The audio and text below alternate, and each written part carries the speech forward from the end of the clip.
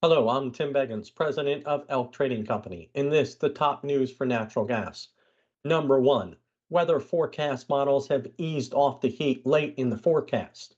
Number two, the rig count is up 9 week on week and up 14 year on year. Number three, natural gas production is now over 106 BCFD, that's billion cubic feet per day. And number four, the commitment of traders reports show that speculative length is up. Let's turn to the spot August contract, which expires on the 29th, next Tuesday. As you can see here, we are down on the day. We're down over 20 cents. We're down to 335.60, down 21 cents now, down over 5.9%.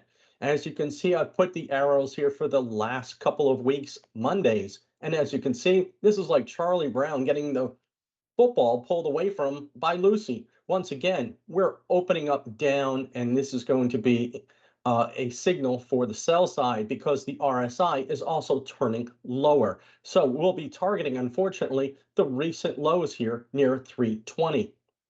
And yet this is despite heat and record LNG going out the door, near record LNG going out the door. Let's turn to the hourly chart. As you can see here, this is the August contract with the daily pivots on here. And as you can see here, we are holding above this first, this is now the last pivot support, which is at 336.30. And as you can see here, we've been unable to rally even as high as 342.80. That would be our now resistance level on the pivots. We're well below the daily pivot at 356.20. And as you can see here, the hourly RSI is also turning negative. So this means we are under pressure at this stage. Let's look at the front to back spreads. And because of this pressure on the front end of the board, the front to back spreads are barely unchanged, up just 4 ticks here for the Jan versus the August contract to 133.80. We are holding right there at that support level at 133.70, but if we break that, it's 120. That's our major support level below the market. And we have the upside resistance at 158.90. So if we lose the heat and the back of the board is stable, this means that that spread will start to widen back out again. But for now, we've got heat and we've got some really good LNG exports. The problem here, the heat in the forecast late in the period is down, and we've got production well up again. So production, it's all about production in natural gas. So let's take a look at the Jan versus the October contract. This is doing a little better, up 2.3 cents to 121.30, and that is right above that 120 support level we had. And it did achieve its objective at 134, but is now trying to turn back and widen yet again. It's well below the 21-day exponential moving average. As always, this is for educational purposes only. And as you can see here, the 8 to 14-day temperature outlook, it's above normal across much of the interior parts of the U.S.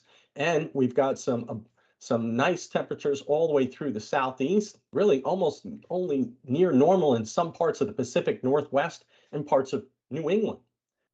And here's the tropics.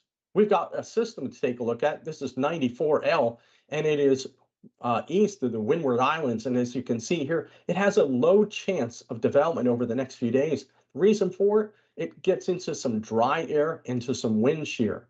So let's take a closer look at the forecast models as to where it may go. And we got to be careful about this northern path here. If it sneaks in below, this is Dominican Republic and Haiti. If it does so, it will be on the south side of Cuba, and that's the slot that will pull it potentially into Texas, Louisiana, or parts of Mexico. So let's take a look at where the satellite says.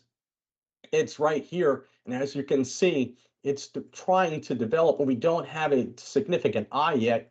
And in this stage right here, it is still trying to push to the west. And here's the Saharan air layer or dust, another big wave. This system is right here, just below the Saharan air layer, which gives it a chance for possible development. Let's turn to the stocks for the week. And here's our oil and gas E&P sector. This is market cap between $2 and $10 billion, and it has a high short float over 10%. Everything except for Apache APA Corporation is down. That is up Apache's up 0.11%. So the worst ones here, Comstock and CNXY, they're all focused on natural gas. So again, recapping right now, we are currently trading at 335.70, down 20.7 cents or 5.81%. Let us know your thoughts in the comment section below. Please hit that like and subscribe button. Thanks for listening. We'll see you soon.